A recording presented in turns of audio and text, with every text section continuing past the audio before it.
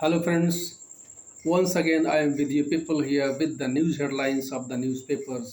Today is 10th of June 2024 and today is Monday. So, we are going to start this. हम लोग start करने चल रहे हैं आज का ये सेशन और एक चीज़ हम लोग इसमें जानेंगे कि रेपो रेट क्या होता है। जो कभी हम लोग समाचार में सुनते हैं, पेपर में देखते हैं कि रेपो रेट आरबीआई ने बढ़ा दिया है, रेपो रेट घटा दिया है, इससे हमारे जीवन में हमें क्या असर पड़ता है, इसके बारे में भी हम लोग थोड़ा विवेचना करेंगे, एनालाइज करेंगे इस न्यूज़ को। फिलहाल हम लोग देखते हैं न्यूज़पेपर का हेडलाइंस। लेकिन सबसे पहले आपने यदि इस चैनल को सब्सक्राइब नहीं किया है तो please immediately subscribe this channel and also like and share this channel to your friends and the students who are studying and who are preparing for the competitive examinations. आप सभी लोग इस channel को subscribe करें और इसको share करें जिससे कि बच्चों को, स्टूडेंट्स को फायदा हो। Now we are going to the headlines of the day. Continuity with change in cabinet. Shah, Rajnath, Gadkari among 19 retained. Continuity with change. Ministry में, कैबिनेट में कंटिन्यूटी है और चेंज भी हुआ है, जिसमें से 19 पुराने मंत्रियों को फिर वापस रखा गया है, जिसमें से कि शाह, राजनाथ, गडकरी वो हैं जो फिर से इस मिनिस्ट्री में जगह पाए हैं।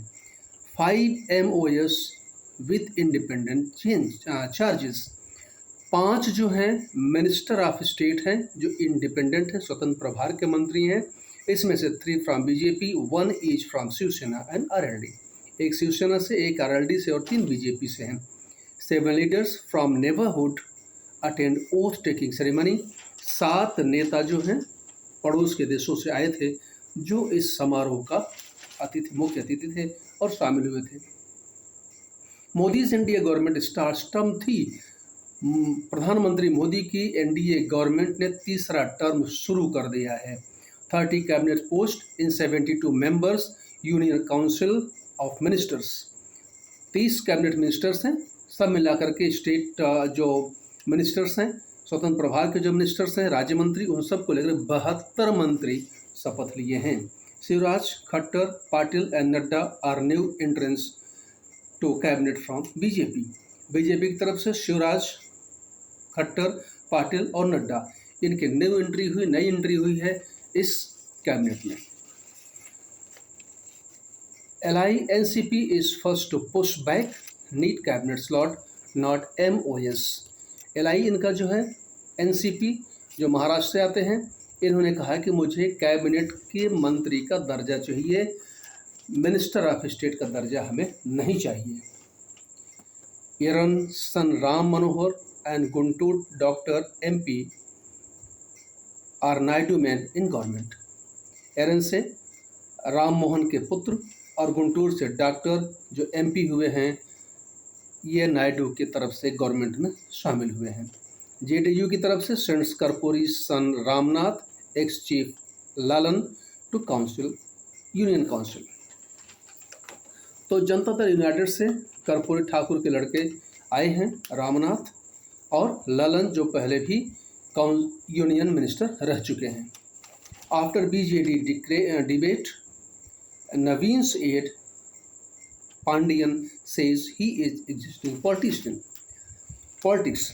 और BJD में जो एक विवाद हुआ था कि नवीन पटनायक के बाद कौन BJD की कमान संभालेगा, इसके लिए बहुत हो रहा था कि जो IS कैडर के अधिकारी थे पांडियन, वो काफ़ी ज़्यादा हस्तक्षेप किए हुए थे इस चुनाव में, विधानसभा के उड़ीसा में। वहाँ की पार्टी से विरोध चल रहा था। उन्होंने सफाई दी कि मैं राजनीति से अलग हो रहा हूँ। Plane lands as another takes off from Mumbai runway प्रोबॉन। एक दुर्घटना होते होते बची। मुंबई एयरपोर्ट पर एक प्लेन उड़ रही थी, दूसरी प्लेन उसी रनवे पर उतर रही थी और कुछ ही सेकंड का फासला था। हालांकि मुंबई क्योंकि बहुत ही रश रहता है वहाँ पर प्लेन्स का, तो एक ही एयर जो स्ट्रिप होती है जहाज़ें उड़ने के लिए और उतरने के लिए यूज़ करती हैं, लेकिन उसमें समय की बड़ी कमी थी, इसके लिए एक्सीडेंट होते होते बचा। ये बहुत बड़ा गनीमत रहा। MP boys top IIT entrance with highest ever score pass percentage था। एमपी के एक लड़के ने आईआईटी एग्ज़ाम को टॉप किया है और इतना टॉप किया है कि अब तक का सबसे ज़्यादा नंबर पाया है और परसेंटेज का स्कोर पूरी आईआईटीज़ में बढ़ा है। तो आई congratulates all the boys and students who passed this entrance examination। जो entrance examination बच्चों ने पास किया है उनको लिए बहुत बहुत बधाइयाँ और congratulations उनके भविष्य के लिए। और यहाँ पर दो इंटरेस्टिंग चीज़ें हैं जो हम लोग को देखनी है। यहाँ पर the single window test for admission to the Indian Institute of Technology IITs, the joint entrance examination advanced saw a rise in pass percentage this year with qualifying cutoffs to increasing across categories। इसमें हुआ कि single window से जो test होता है admissions के लिए, Indian Institute of technology में IITs में टेस्ट होते हैं, उसके लिए जी एडवांस का टेस्ट हुआ था। और इस टेस्ट में जो है कट ऑफ का जो मार्क है वो भी ज़्यादा गया है। Ved Lahoti from Delhi zone topped the exam with a score of 355 out of 360, the highest ever, said officials। Delhi के रहने वाले, दिल्ली जोन के रहने वाले वेद लाहौटी ने इस एग्ज़ाम में 300, इस एग्ज़ाम में जिसका हाईएस्ट स्कोर है 360, 360, this is the maximum mark and Ved has scored 355 marks, जो कि बॉयज़ में सबसे ज़्यादा है और इंडिया के टॉप रैंकिंग में आता है। As many as 48,248 candidates have qualified for admission to 17,740 seats available in 23 IITs as per the result that were declared Sunday.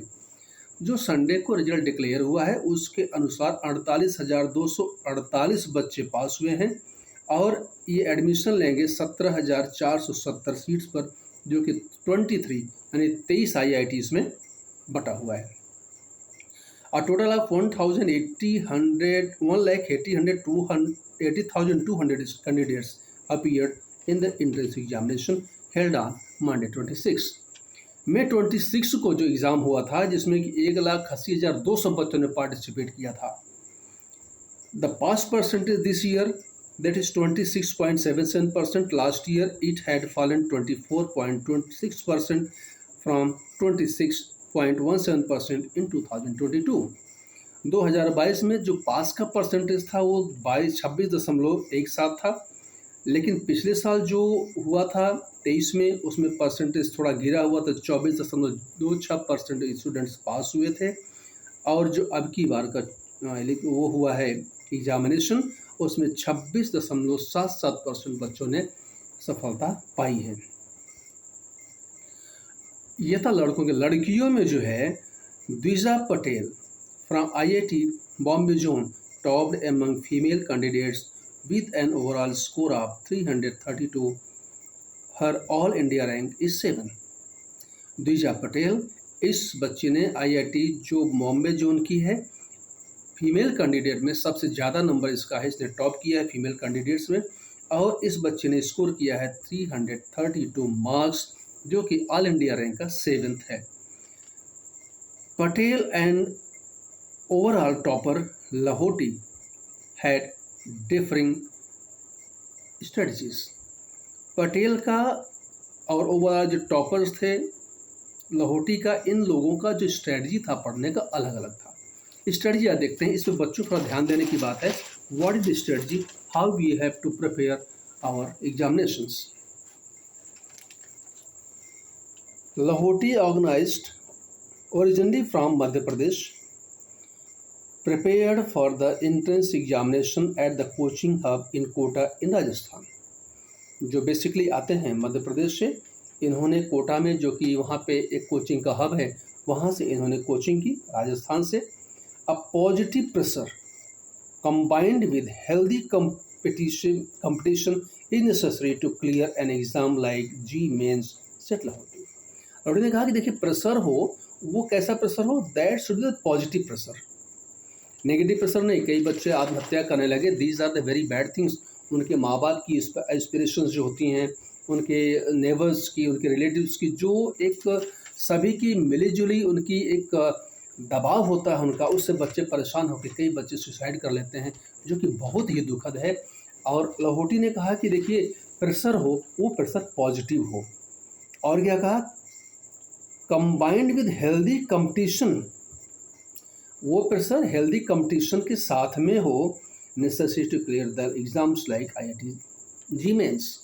Ji mains की तरह एग्ज़ाम को पास करने के लिए आपके पास जो प्रेशर हो, वो प्रेशर आपका पॉजिटिव हो और आपका जो एनवायरनमेंट हो वो कंपटीशन हेल्दी हो।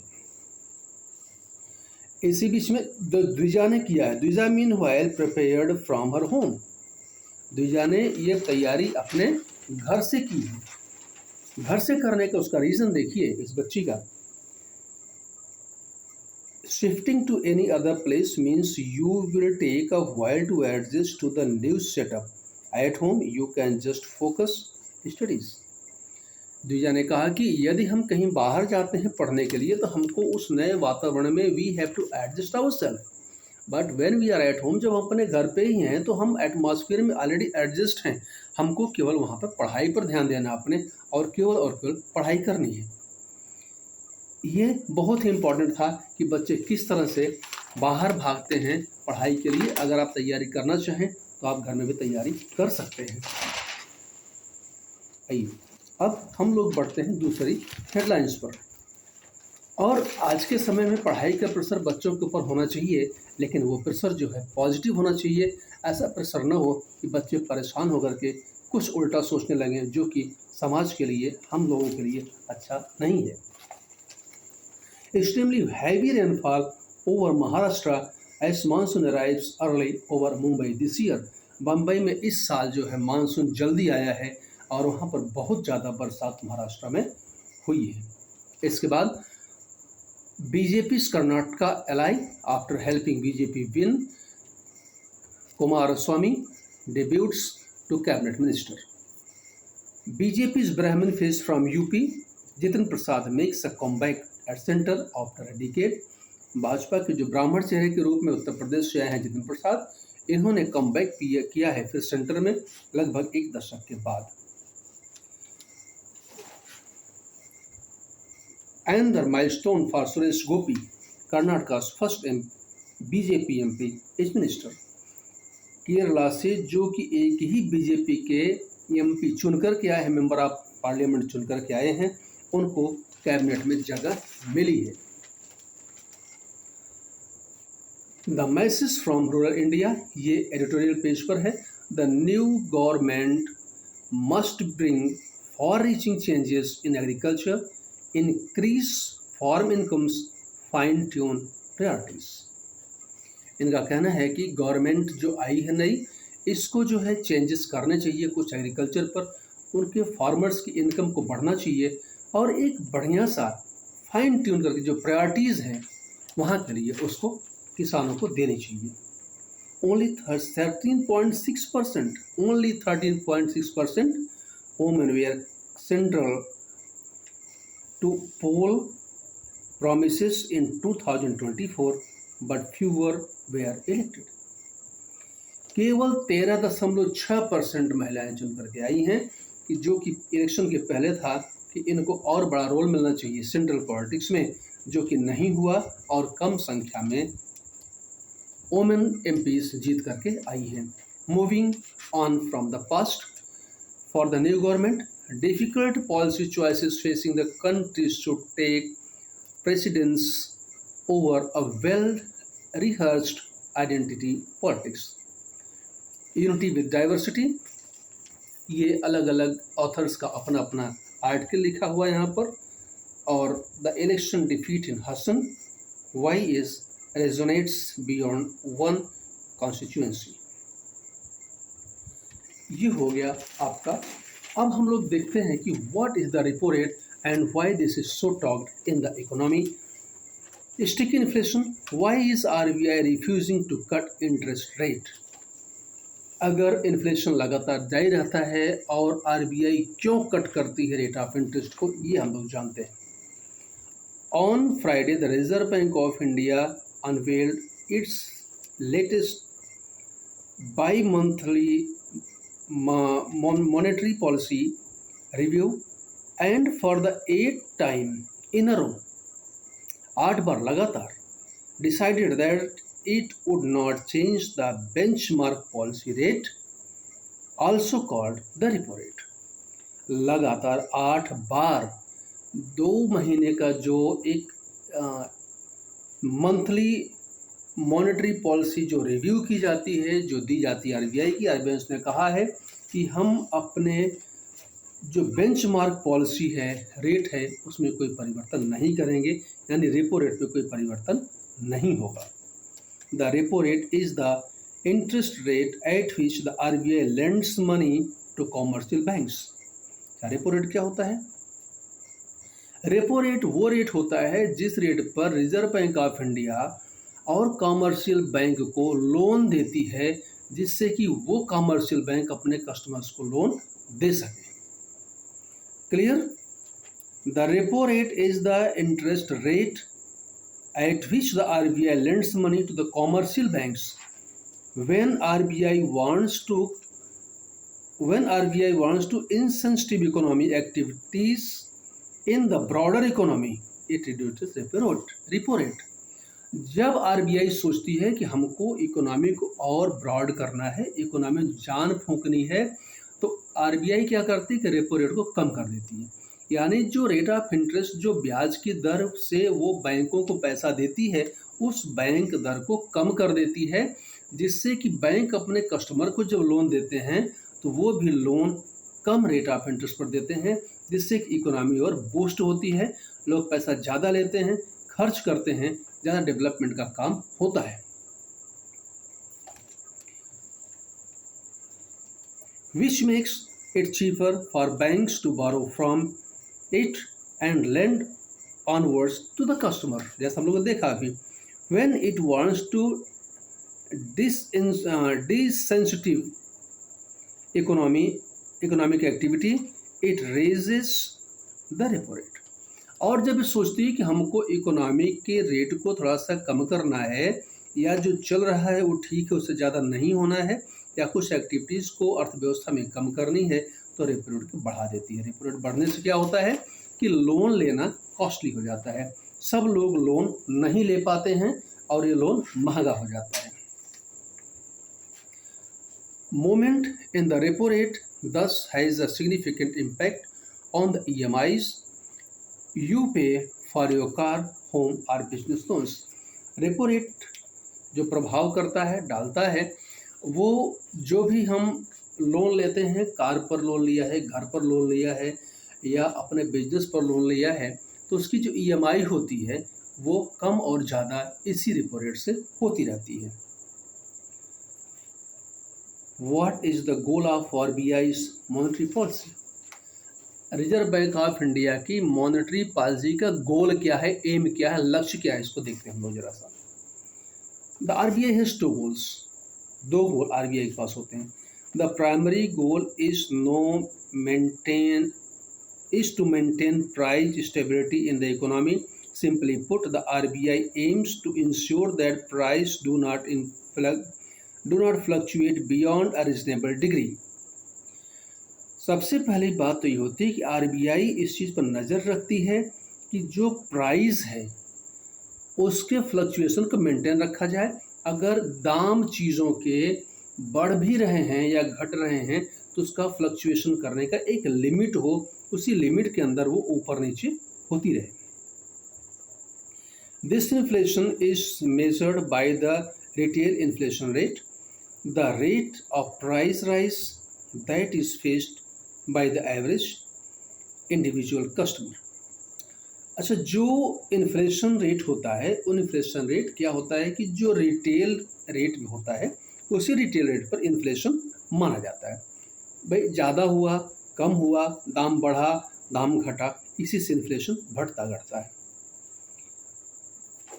By law, the RBI is required to target the inflation rate of 4%, which means that the general price level should go up to 4% from one year to another year.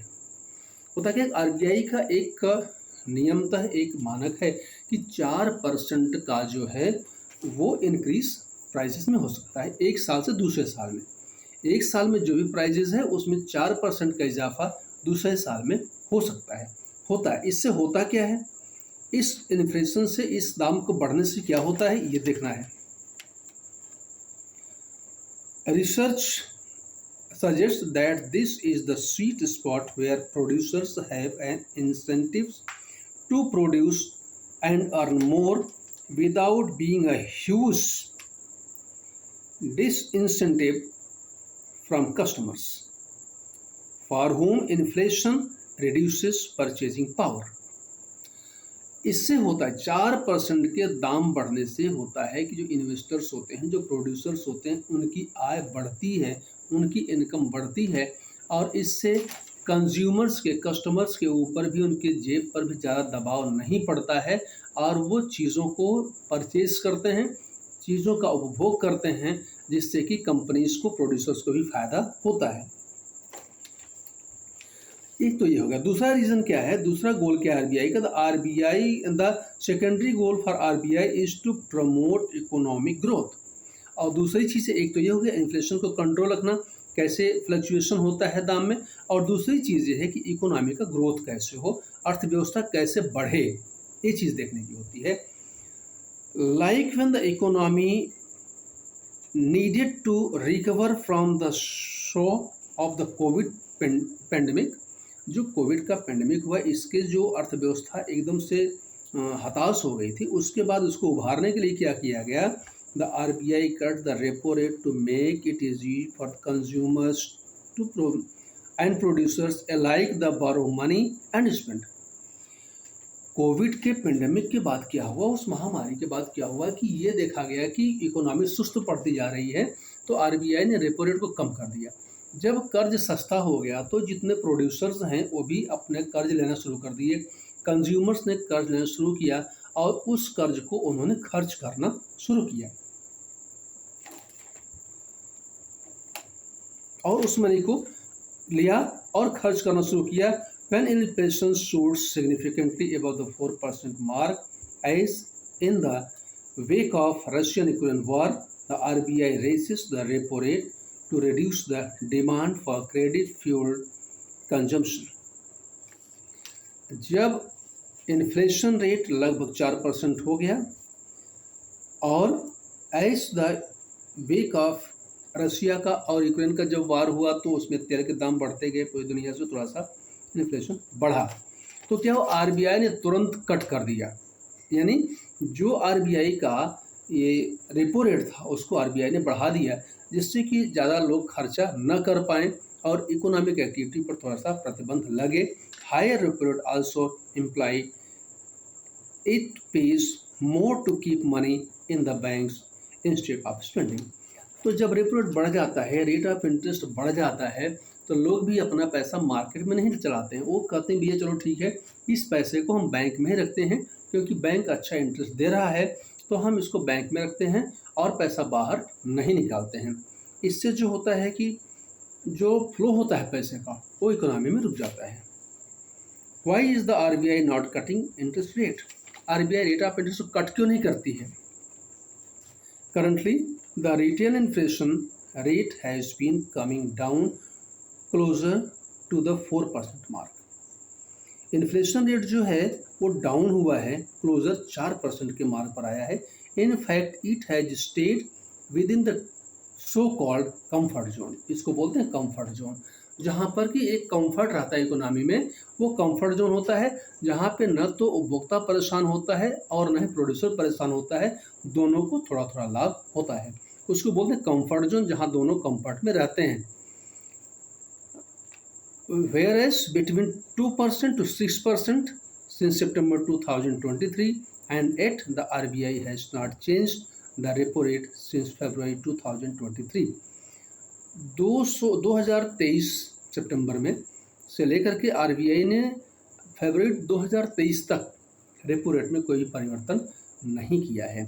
तो हमने देखा कि repo rate क्या होता है और जब RBI किसी भी इंटरेस्ट रेट ऑफ इंटरेस्ट को कम करती है, ज़्यादा करती है, उसका क्या रीज़न होता है, ये हम लोगों ने देखा और समझने की कोशिश की। द नीट कंट्रोवर्सी, नीट की परीक्षा में जो कंट्रोवर्सी हुई है ये बेहद ही दुखद है, क्योंकि जो बच्चे इस तरह की तैयारी करते हैं उनके जीवन का पूरा कैरियर इस पर डिपेंड करता है। ऐसी परीक्षा में पारदर्शिता पूरी की पूरी जरूरी है और किसी भी तरह की लापरवाही नहीं होनी चाहिए। यदि कोई भी व्यक्ति, कोई भी कर्मचारी, कोई भी अधिकारी या कोई एजेंसी इस तरह की कोई गड़बड़ चीज़ करती हैं तो उनको कठोर से कठोर दंड दिया जाना चाहिए, चाहे आर्थिक हो चाहे शारीरिक हो, लेकिन इस तरह से बच्चों के भविष्य के साथ खिलवाड़ नहीं होना चाहिए। इस पर सरकार को और मीडिया को और सभी स्तंभ को ध्यान देना चाहिए कि किस तरह से बच्चों का भला हो, उनका कोई नुकसान न होने पाए। ये दुर्भाग्यपूर्ण हमारे देश के लिए है। और अब की बार की असेंबली में 24 मुस्लिम एमपीज चुनकर के आए हैं लोकसभा में, और इसमें से बीजेपी और एलायंस का कोई भी मुस्लिम कैंडिडेट नहीं है। आज की ये थे मुख्य हेडलाइंस और एनालिसिस आज की थी। I hope that you have enjoyed and you like these things. और आप इस चीज़ को देखिए, समझिए और इसको चैनल को प्लीज़ सब्सक्राइब करिए, लाइक और शेयर जरूर करिएगा। इससे कि हमारा उत्साह बढ़ेगा और भी हम चीज़ों को इनोवेट करके, रिसर्च करके और भी उसको एनालाइज करने की आपके सामने कोशिश करेंगे। अपना ख्याल रखिए। Okay, bye.